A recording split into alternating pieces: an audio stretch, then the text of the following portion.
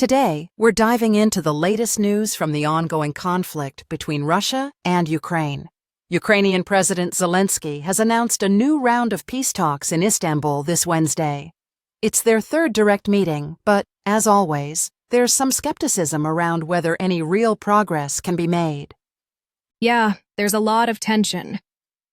Zelensky seems to be pushing for negotiations, even saying he's willing to meet Putin face-to-face to try and end the war. But honestly, do we think these talks will lead to anything meaningful? Good question. I think it's clear that Zelensky's position is one of urgency. He's trying to keep the door open for diplomacy. But after the previous two rounds of talks in Istanbul failed, it's hard to be optimistic. Moscow isn't exactly showing any signs of yielding. Exactly. Kremlin spokesperson Dmitry Peskov already downplayed expectations, saying a miraculous breakthrough isn't likely. It seems like they're set on pursuing their original goals, no matter what.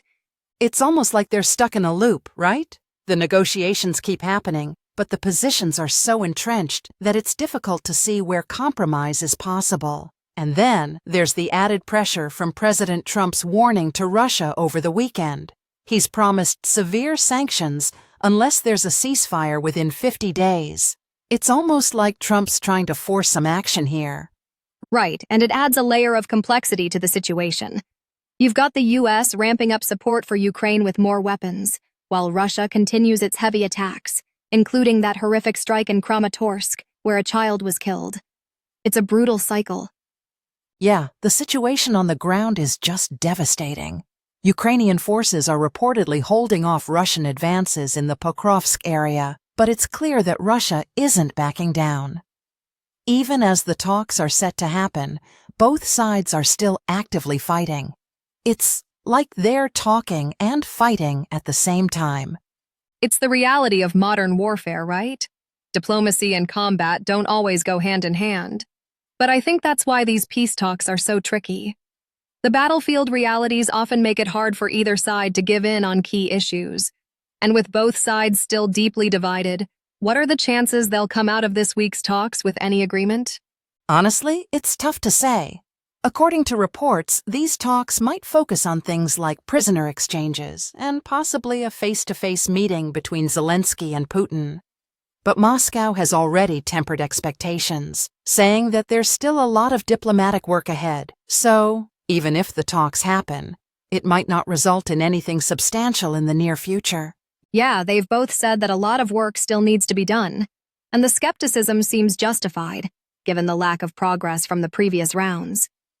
But, there's always that glimmer of hope that maybe something will change this time, even though it's hard to believe it. True, the optimism is low, but as long as both sides are willing to talk, there's always a possibility, however slim, that they'll find common ground. It's just that with the ongoing attacks and the strong rhetoric coming from both sides, the road to peace feels long and uncertain. And of course, it doesn't help that this war has already stretched over 3 years, with no end in sight.